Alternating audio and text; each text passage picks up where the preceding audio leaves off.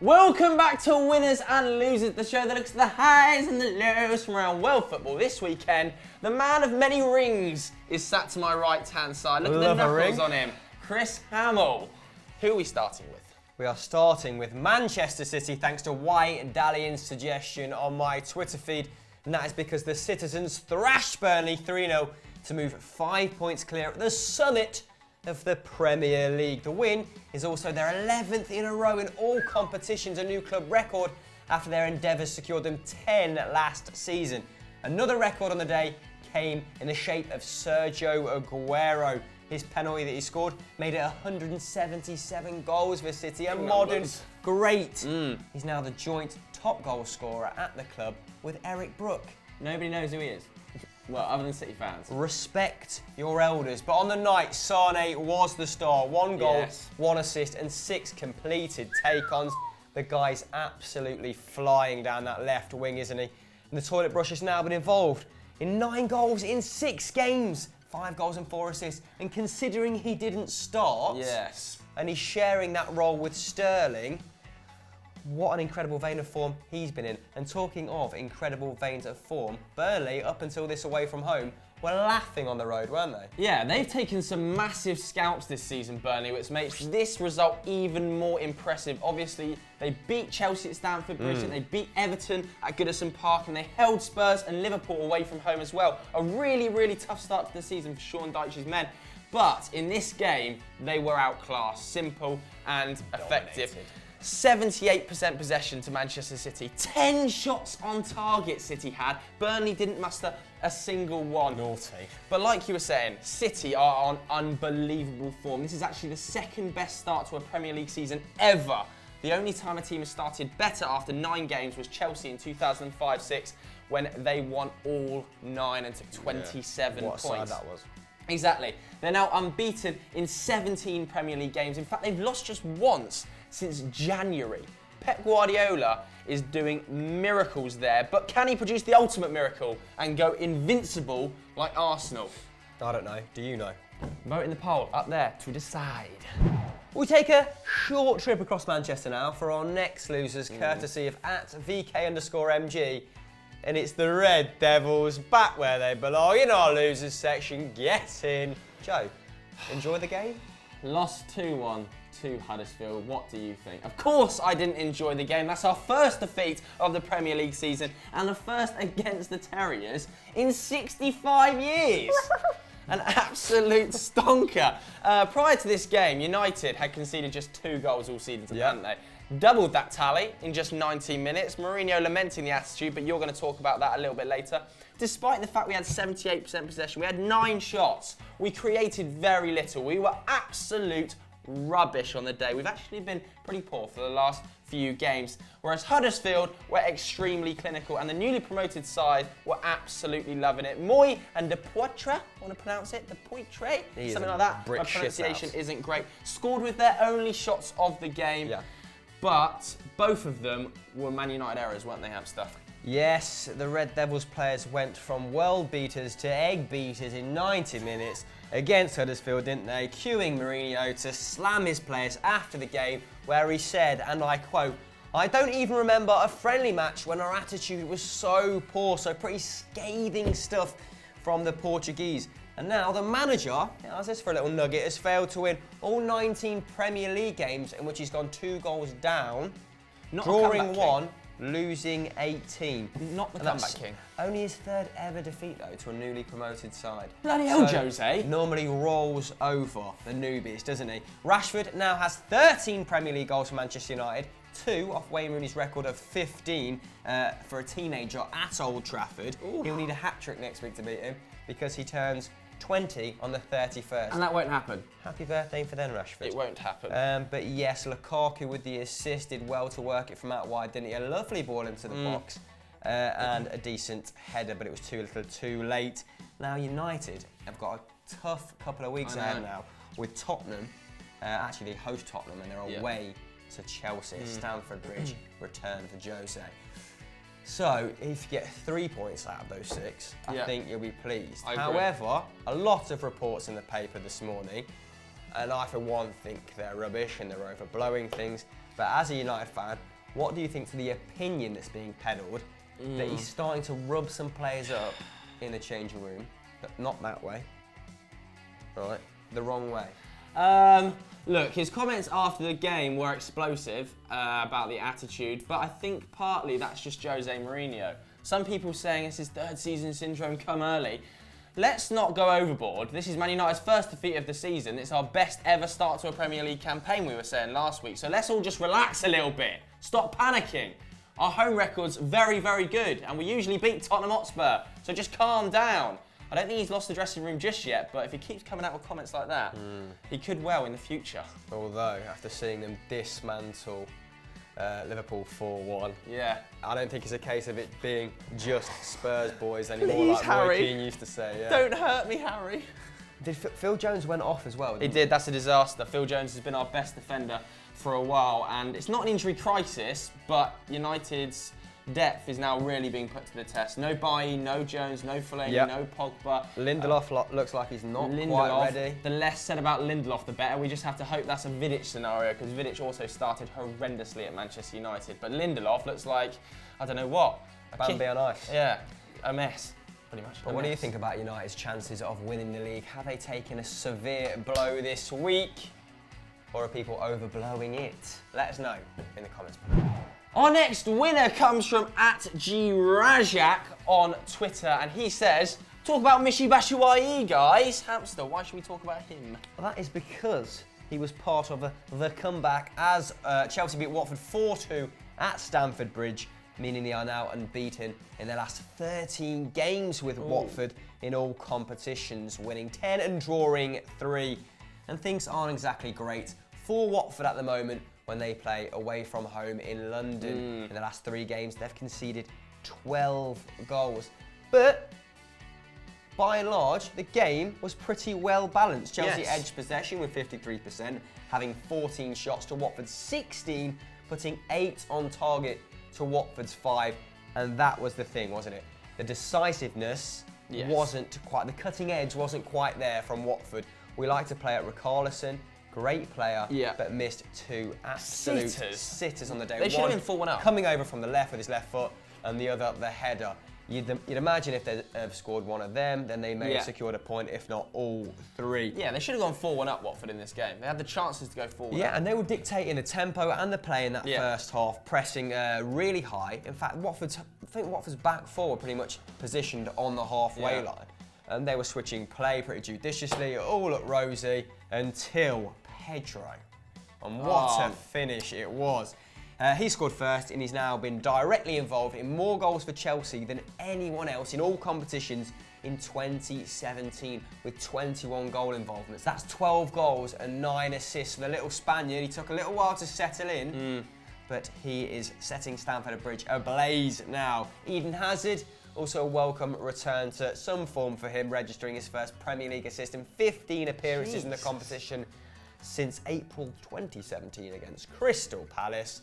So, the game was a little bit tighter than the scoreline may suggest. However, the super sub put things to bed for Chelsea, didn't he? Yeah, the other Belgium on show, Michy Batshuayi, proving his worth, coming off the bench in about the 60th minute, and of course, banging in 2. He's now scored in each of his last 3 Premier League appearances against Watford as well. Really, really likes playing against the Hornets, and in fact, some would start calling him a super sub now. Since the start of last season, only Olivier Giroud, who's got 7, has scored more goals in the Premier League when coming off the bench. Well, he started against Palace, didn't he? And he started against Burnley, and he was poor in both games, as were Chelsea pretty much. But when he comes on, live wire. Great first goal. Great first goal. When he came on, like you said at the weekend, 4 shots, 2 on target, 1 completed dribble, 2 aerial duels as well. I thought Morata really struggled. Doesn't look fit. Doesn't look fit. I think they've rushed him back from that injury, and maybe it's at the detriment to his game.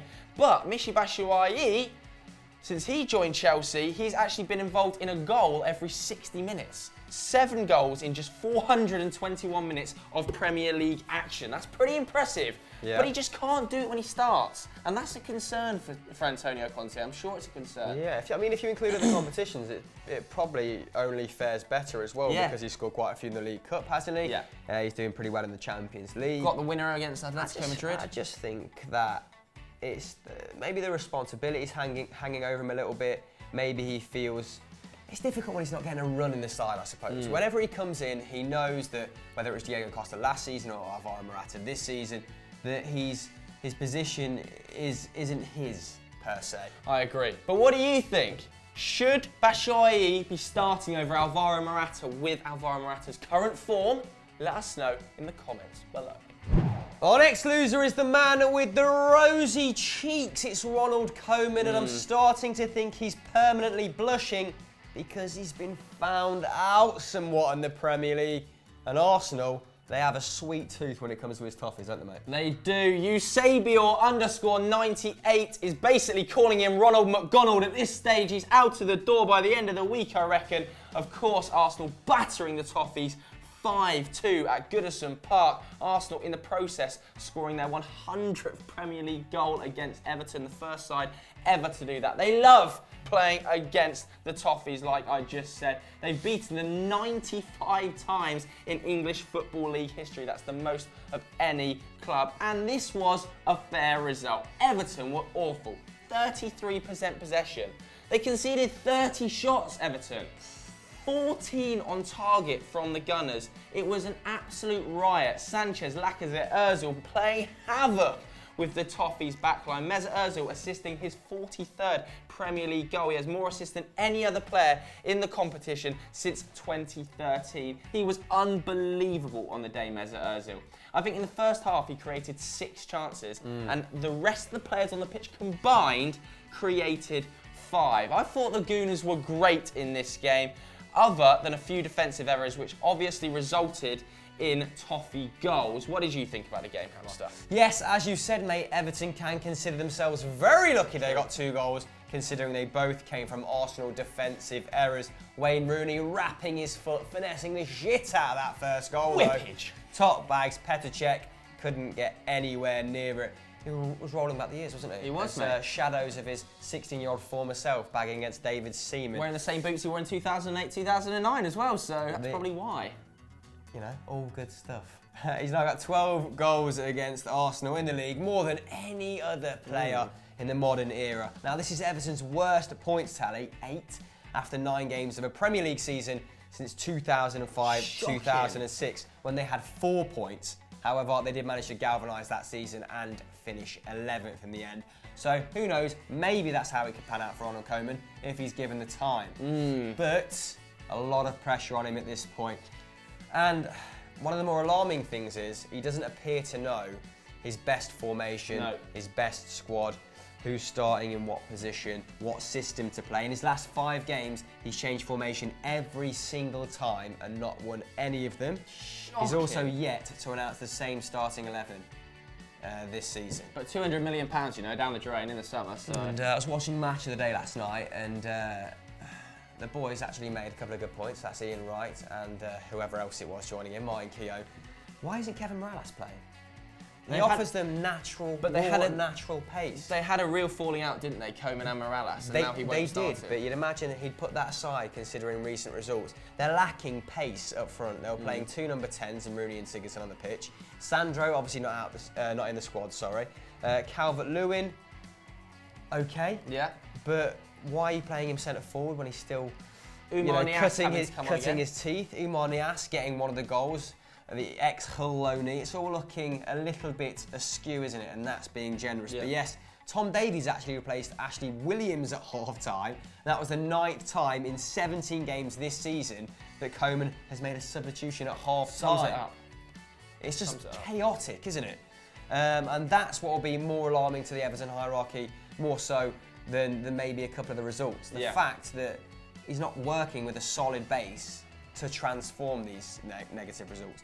But yeah, the chairman and the majority shareholder both at the game. Everton are now 18th.